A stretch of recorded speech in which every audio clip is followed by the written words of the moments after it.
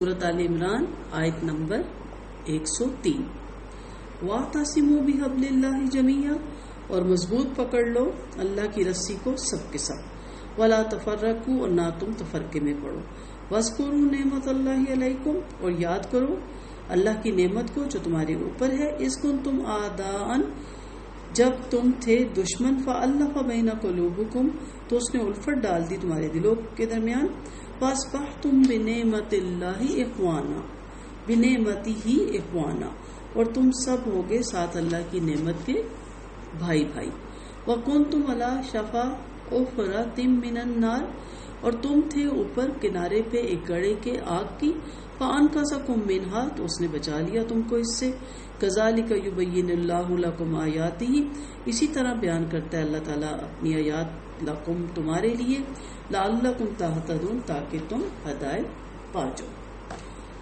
اس آیت میں حبل اللہ سے کیا مراد ہے؟ اس کا ترجمہ حبل اللہ اللہ کی رسی۔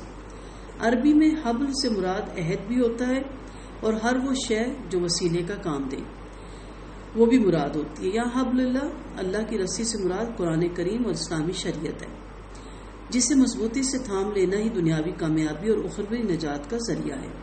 جس طرح رسی کو پکڑ لینا اوپر سے گرنے سے بچاتا ہے اور نیچے سے اوپر تک پہنچنے کا ذریعہ ہے، اسی طرح سب کا مل کر قرآن کو مضبوطی سے پکڑ لینے سے انفرادی زندگی کی طرح امت مسلمان کی اجتماعی قوت میں غیر متزلزل اور ناقابل تسخیر قوت پیدا ہوگی اور کوئی شیطان شر انگیزی میں کامیاب نہیں ہو سکے گا، کیونکہ اللہ کی رسی اس قدر مضبوط ہے کہ ٹوٹ نہیں سکتی۔ یعنی سب مل کر اللہ کی رسی کو مضبوطی سے پکڑنا اور تقوی اور پرہیزگاری کی زندگی میں یہ سب اس وقت ساتھ رہ سکتے ہیں اور اسی وقت باقی بھی رہ سکتے ہیں۔ سب کے سب کہا گیا۔ حضرت معاذ بن جبل رضی اللہ عنہ کی روایت سے اس کی تائید ہوتی ہے کہ آپ صلی اللہ علیہ وسلم نے فرمایا جس طرح بکریوں کو شکار کرنے والا بھیڑیا یا گلے سے بچھڑنے والی یا گلے سے دور رہ جانے والی اور گلے سے الگ ہونے والی بکری کا شکار کر لیتا ہے، اس طرح انسان کے لیے شیطان بھیڑیا ہے۔ جماعت سے ہٹ کر ادھر ادھر کی گھاٹیوں میں بھٹکنے سے بچو اور جماعت کے ساتھ رہو۔ حضرت ابو ذر رضی اللہ عنہ کی روایت ہے کہ آپ صلی اللہ علیہ وسلم نے فرمایا جو جماعت سے ایک انگلی بھر بھی الگ ہوا اس نے اسلام کی رسی اپنے گردن سے نکال دی۔ جب انسان جماعت سے الگ ہوتا ہے تو پھر خود بخود اس میں اپنی عقل سے دین کو سمجھنے کی کوشش کرتا ہے، جس کی وجہ سے بہت سی اختلاف پھر پیدا ہونا شروع ہو جاتی ہے۔ حدیث سے ہمیں کیا پتہ چل رہا ہے کہ قرآن اللہ کریم ہی مضبوط رسی اور اس کی سیدھی راہ ہے۔ روایت میں کہ کتاب اللہ تعالیٰ کی آسمان سے زمین کی طرف لٹکی ہوئی ایک رسی ہے، اور حدیث میں یہ بھی ہے کہ قرآن اللہ سبحانہ تعالیٰ کی مضبوط رسی ہے۔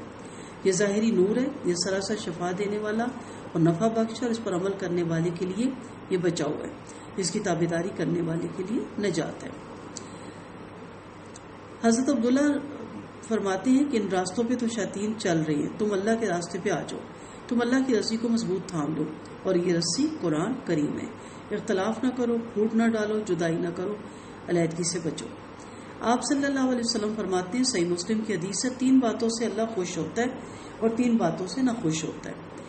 کن سے خوش ہوتا ہے؟ ایک تو یہ کہ اس کی عبادت کرو اور اس کے ساتھ کسی کو شریک نہ کرو، اور دوسرا اللہ کی رسی کو اتفاق سے پکڑو، تفرقہ نہ ڈالو، تیسرے مسلمان بادشاہ کی خیر خواہی کرو۔ فضول باتیں کرنا، زیادتی سوال اور بربادی مال، یہ تینوں چیزیں رب کی ناراضگی کا سبب بنتی ہیں۔ حدیث کوزے میں دریا بند ہوتا ہے، اس کو سننا چاہیے اور اس پہ پھر عمل بھی کرنا چاہیے۔ یعنی بلا وجہ کی بحث و مباحثہ اور بلا وجہ مال کو برباد کرنا اللہ کو پسند نہیں ہے۔ اللہ کی رسی سے مراد اللہ کا دین یا کتاب و سنت کے احکامات ہیں، اور اللہ کی رسی اس لیے کہا گیا کہ یہ وہ راستہ ہے جو تمام اہل ایمان کا اللہ سے تعلق قائم رکھتا ہے اور دوسری طرف اہل ایمان کو ایک دوسرے سے مربوط بناتا ہے، اور کتاب و سنت کے احکام پر سختی سے عمل پیرا ہونے سے اس بات کا امکان نہیں رہتا کہ مسلمانوں میں اختلاف، انتشار یا دعوت پیدا ہو۔ لہٰذا مسلمانوں کو چاہیے کہ اپنی تمام تر توجہ دینی تعلیمات پر مرکوز رکھیں اور فروعی مسائل میں الجھ کر امت مسلمان میں انتشار پیدا کر کے فرقہ بندیوں سے پرہیز کریں۔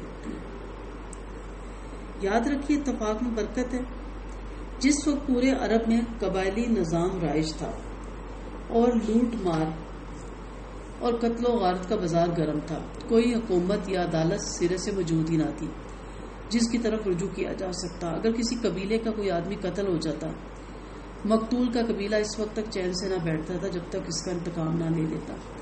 قبائلی حمیت، جسے قرآن نے حمیت الجاہلیہ کا نام دیا، اس انتہا کو پہنچی ہوئی تھی کہ کوئی فریق یہ سوچنے کی زحمت ہی گوارا نہیں کرتا تھا کہ قصور کس کا ہے۔ صرف یہ دیکھا جاتا تھا کہ چونکہ ہمارے قبیلے کے آدمی کو فلاں قبیلے کے آدمی نے نقصان پہنچایا، اس لیے اس سے انتقام لینا ضروری ہے۔ پھر اس انتقام میں انصاف کو ملحوظ نہیں رکھا جاتا تھا۔ ان باتوں کا نتیجہ یہ نکلتا کہ جہاں کہیں کوئی جنگ چھڑی تو پھر وہ ختم ہونے میں نہ آئی۔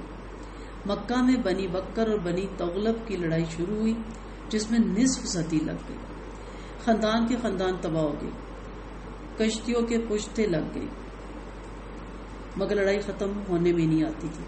تقریباً اسی صورتحال میں مدینہ میں بھی اوس اور خزرج کے درمیان جنگ باعث کی تھی۔ عرب بھر کا ہوش مند طبقہ اس صورتحال سے سخت پریشان تھا، مگر اس صورتحال سے نجات کی کوئی صورت نظر نہیں آتی تھی۔ پھر یہ صورتحال مکہ اور مدینہ تک ہی محدود نہ تھی بلکہ پورے عرب میں ایک جیسی آگ لگی ہوئی تھی اور قریب تھا کہ پورا عرب نست و نبود ہو جائے۔ اس حال میں اللہ تعالیٰ نے ان لوگوں کو دولت اسلام سے سرفراز فرمایا، جس سے پرانی رنجش اور قدورتیں دور ہو گئی۔ عداوت کے بجائے مسلمانوں کے دلوں میں ایک دوسرے سے محبت اور الفت پیدا ہو گئی اور وہ بالکل بھائیوں کی طرح بن گئے۔ اس طرح اللہ تعالیٰ نے لوگوں کو لڑائی کی آگ کے گڑھے میں گرنے سے اور مرنے کے بعد جہنم کی آگ کے گڑھے میں گرنے سے بچا لیا۔ اسی نعمت اور الفت اور محبت کا تذکرہ اللہ تعالیٰ نے سورۃ انفال میں بھی فرمایا۔ نبی کریم صلی اللہ علیہ وسلم کو مخاطب کر کے اللہ تعالیٰ نے فرمایا، اگر آپ دنیا بھر کی دولت خرچ کر کے ان میں ایسی محبت اور الفت پیدا کرنا چاہتے تو نہیں کر سکتے تھے۔ یہ اللہ ہی ہے جس نے ان کے دلوں میں الفت پیدا کر دی، اور یہ ایک نعمت غیر مرتکبہ تھی جو صرف اسلام اور اللہ کی مہربانی سے انہیں نصیب ہوئی تھی اور جسے ہر شخص نے اپنی آنکھوں سے دیکھا تھا۔ تو اسلام ایک بہت بڑی نعمت ہے جو دلوں میں محبت اور الفت پیدا کرتا ہے، اور جہاں کوئی بھی کہیں مسلمان ہوگا وہ جب ایک دوسرے سے ملیں گے تو اسلام کی بدولت، قرآن کی بدولت اور نبی کریم صلی اللہ علیہ وسلم کی امتی ہونے کی بدولت انہیں ایک دوسرے سے انس ہوگا، محبت ہوگی۔ لیکن افسوس سے کہنا پڑتا ہے کہ اب ہمارے اندر سے اسلام نہ ہونے کے برابر ہے، جیسے کہا جاتا ہے قلیلاً، بہت تھوڑا ہے، اور ہمارا فرقہ، ہماری جماعت وہ بہت زیادہ ہے۔ ہمارے ہاں اسلام نہیں پھیلایا جا رہا، اپنے فرقوں کو پروموٹ کیا جا رہا ہے، مسلکوں کو بھی نہیں، اس پہ بھی نہیں رکا جا رہا۔ مسلک سالہ کا اس کا روٹ ہے، فرقوں پہ رک گئے ہم، اپنی جماعتوں پہ رک گئے، اپنی پگڑیوں کے رنگوں پہ اور اپنی ٹوپیوں کے کلرز پہ ہم رک گئے۔ اس سے الفت و محبت نہیں پیدا ہوتی، اس سے تفرقہ ہوتا ہے، ضد بازی پیدا ہوتی ہے، حسد پیدا ہوتی ہے، ایک دوسرے کو نیچا دکھانے کے لیے مناظرہ کیا جاتا ہے۔ مناظرہ تو کفار مکہ سے تھا، مناظرہ تو دوسرے مذاہب کے لوگوں سے ہونا چاہیے تھا۔ مسلمان سے مناظرہ کر رہا ہے، ایک جماعت دوسری جماعت سے مناظرہ کر رہی ہے، تو اسلام پہ آئیں، اسلام پہ چلیں، جو مذہب جو اللہ تعالیٰ نے نازل کیا، جو میرے نبی نے ہم تک پہنچایا، اس پہ عمل کریں، قرآن و سنت سے مضبوطی سے کو تھامیں، فرقوں سے باہر نکلیں، جماعتوں سے باہر نکلیں، اللہ اس کے رسول کی جماعت کو پکڑیں، اس سے جڑ جائیں، تو انشاءاللہ خاتمہ بالخیر ہوگا۔ وآخر دعوانا ان الحمد للہ رب العالمین۔